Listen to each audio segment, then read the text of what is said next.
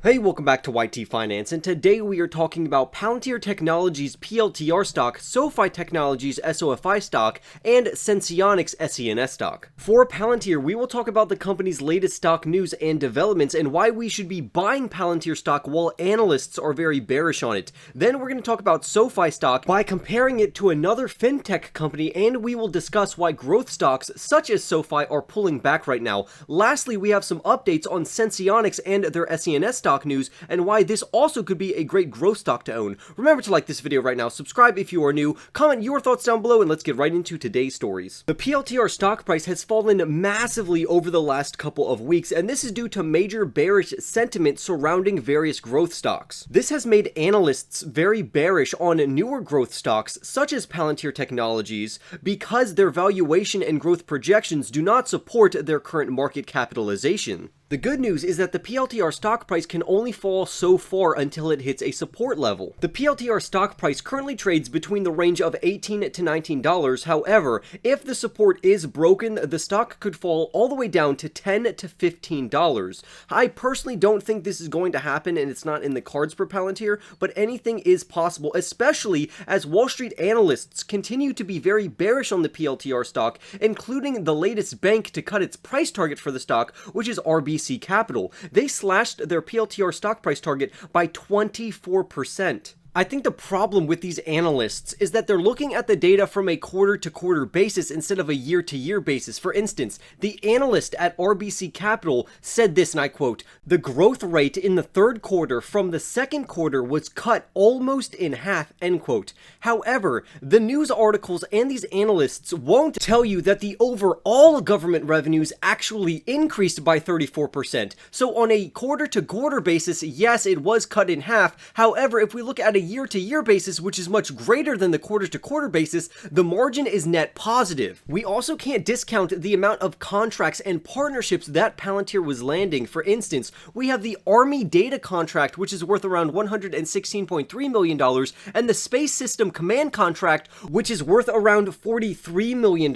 So Palantir is clearly keeping momentum on top of a partnership with Merck to solve the world's computer chip shortage problem, so this is a huge deal. The article goes on to say that Palantir is one of those companies that is unrivaled in the space. The data and analytics industry will only grow in importance in the coming years, and that's why investors should consider adding and accumulating PLTR shares. However, I do want to point out that the author of this article owns a long-term position in Palantir, so it's in his benefit to only deliver on the good news of Palantir, while I try to deliver both sides, but I also personally own Palantir, so please keep that in mind. Next, I want to talk about Sofi Technologies SOFI stock, because fintech stocks as well as other growth stocks are pulling back right now, which could be a great time to invest into companies just like Sofi. The Sofi stock price used to trade at around $24 per share until it dropped all the way down to $14 per share. So is this stock still a good buying opportunity, or is it a falling knife? Well, considering that the overall stock market has also pulled back along with growth stock names such as Sofi and Palantir, this is almost expected. However, nothing within the company itself has given investors any red flags to sell the stock. But the chief executive Chamath Palihapitiya of the SPAC that took Sofi public,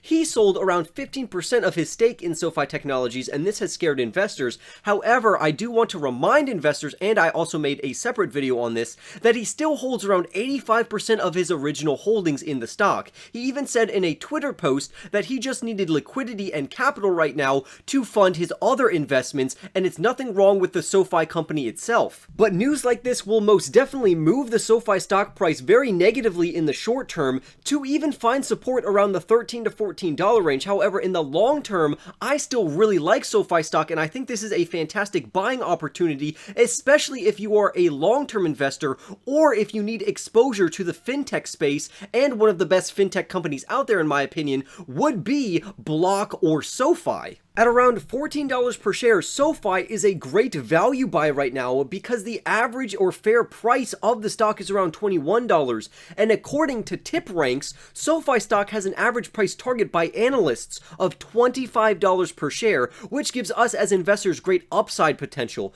Also, the low-end price target for Sofi is $19, which still provides us upside, and the high-end price target, which would be amazing, is $30 per share, which some analysts think it can achieve as early early as the middle of 2022. Now, a competitor to SoFi is Nubank, which is similar to SoFi because they offer a digital banking platform which gives customers access to credit cards, cash management accounts, personal loans, and investing, as well as payment capabilities. Nubank also operates and partners with around 1 million small to medium-sized businesses, and they have 48 million customers, which gives them one of the largest fintech opportunities in the entire world, specifically in Brazil and parts of Latin America. Nubank says it only costs them around $5 to attract a new customer, which is extremely cheap, and their customers that they do attract give the company a 90% satisfaction rating from customers, and for 2021 they have a projection to bring in $1.4 billion worth of revenue with $100 million of net loss. However, their market capitalization is very high at $41 billion,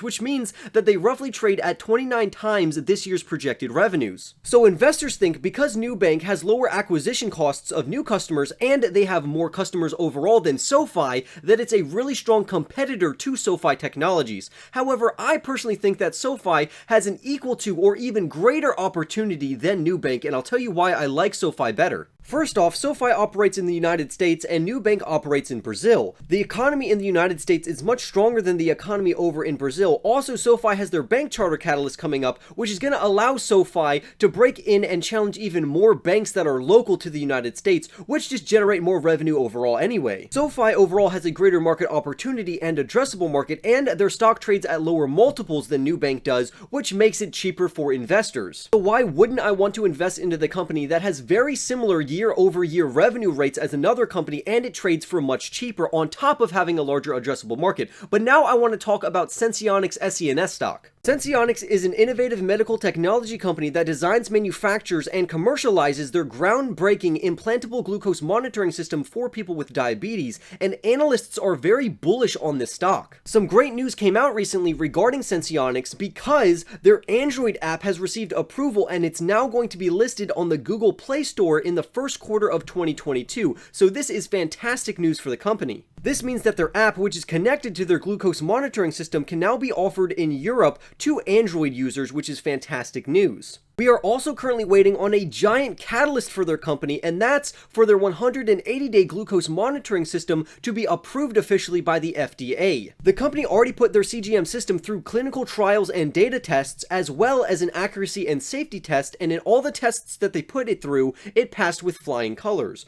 Over the past year, the SENS stock has surged almost 600%, which is absolutely phenomenal, and people think after the FDA approval, it's going to surge again. More good news is in the third quarter of 2021, the company had revenues of $3.5 million, which is fantastic because in the third quarter of 2020, the company only brought in around $800,000 worth of revenue, and from here on out, the company anticipates that it will scale its revenues exponentially, which is fantastic news. The reason why the company's management thinks that the revenues will continue to scale upwards is that they're pouring money into advertising and research and development efforts, which is just going to make their technology and make people more aware of this phenomenal technology.